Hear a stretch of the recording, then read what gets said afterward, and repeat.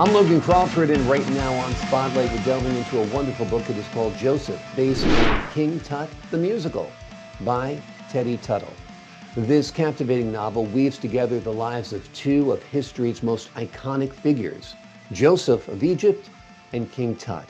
They're blended together into a rich tapestry of love, betrayal, and adventure along the Nile. Join us as we explore how Tedi transformed her musical vision into a compelling literary work that is just filled with emotion and historical intrigue. We're delighted to have this very talented author join us here today on Spotlight. We thank the team at Atticus Publishing for helping us put her in the spotlight today, and we ask viewers like you to support authors like her by subscribing to our channel and by purchasing her amazing book.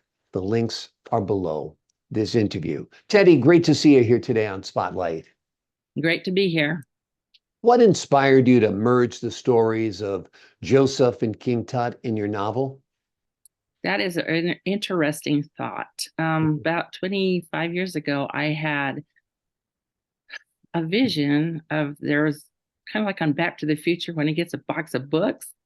Mhm. It was like I saw a box of books and the title said Joseph, but there was a King Tut on the front. I'm like going, what does that mean?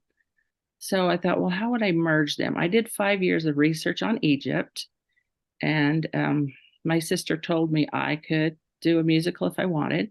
I wanted something that would be recognized worldwide, not just my local things that I normally write.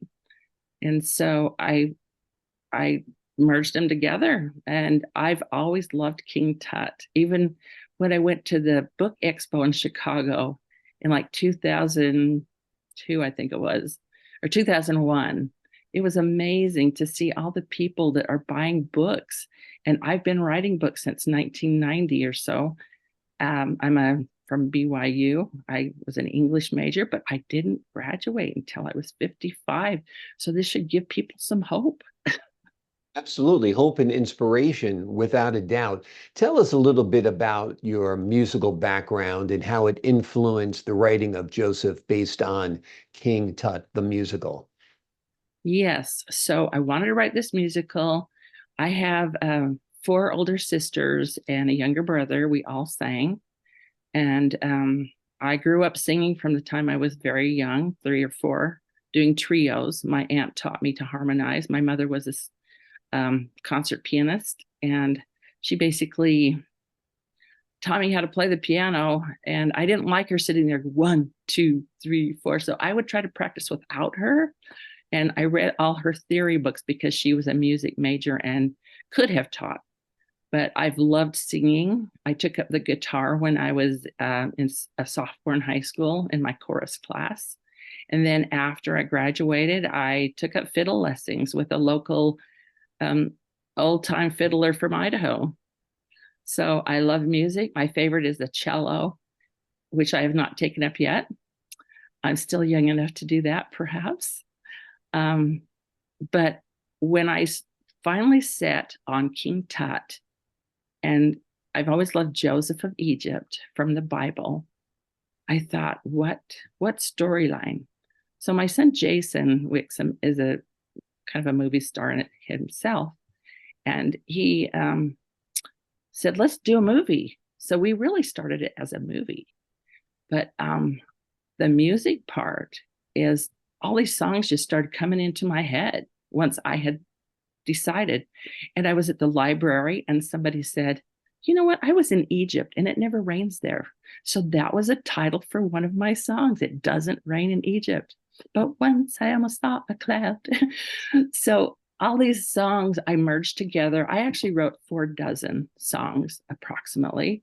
When we put it on the first time down in Ogden at the Egyptian Theater, it was like, we need to get rid of some of these songs. We had to get rid of about 12 songs to make it to a 2-hour show instead of a 2.5 or 3 hour show. Right. But music is my life. I've loved Yeah. music. My family is immersed in music. We used to sing around the piano. We'd sing at church. We'd sing at funerals. We sang at Yeah. every event. Well, it's wonderful. So this book is born out of a musical you created about King Tut. Was Joseph part of that story also, or that was just, Yes, he yeah, is. Yes, he is. amazing. Amazing.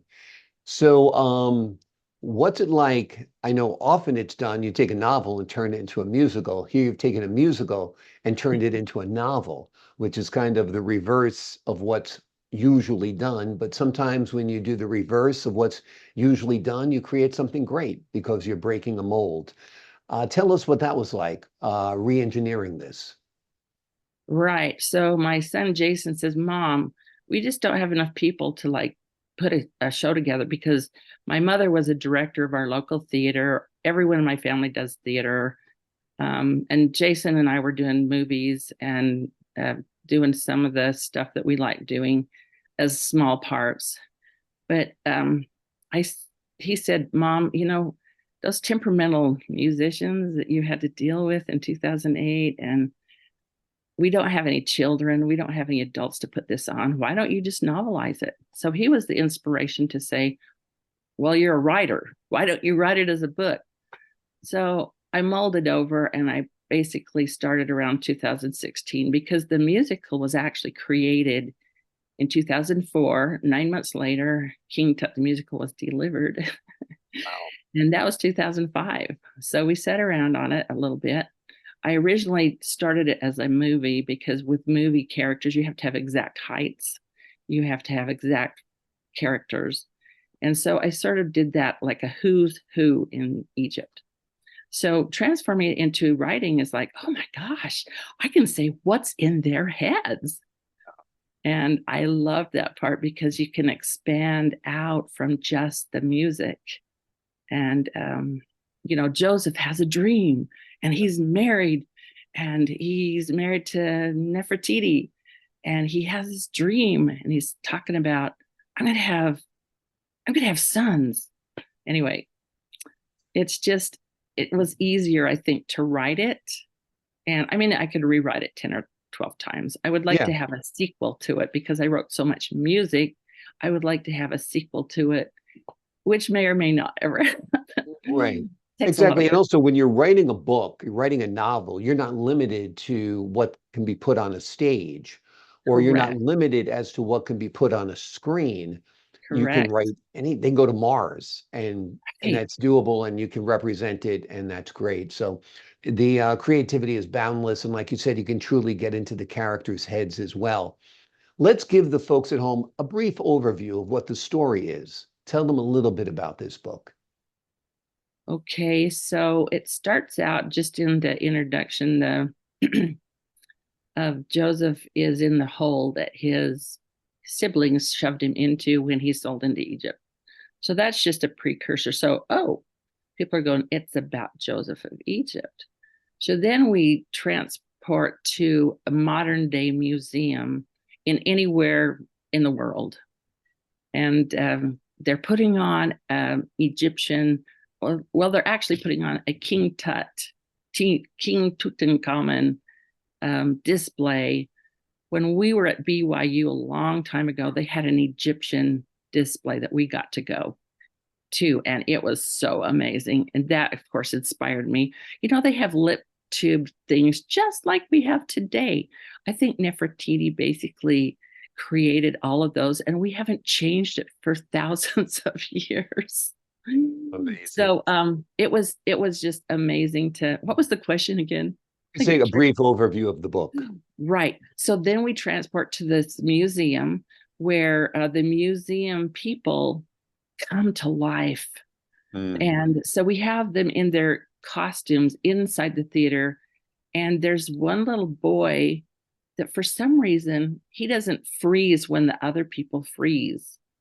And so he can come straight through the door and he sees King Tut's mask and he's like going, hey, how are you guys doing? And all of a sudden, all of these people come to life with Nefertiti, I, uh, King Tut and his wife, and Joseph, and they start singing and dancing. So I had a lady read the book and she goes, are you telling me these people came to life in the museum?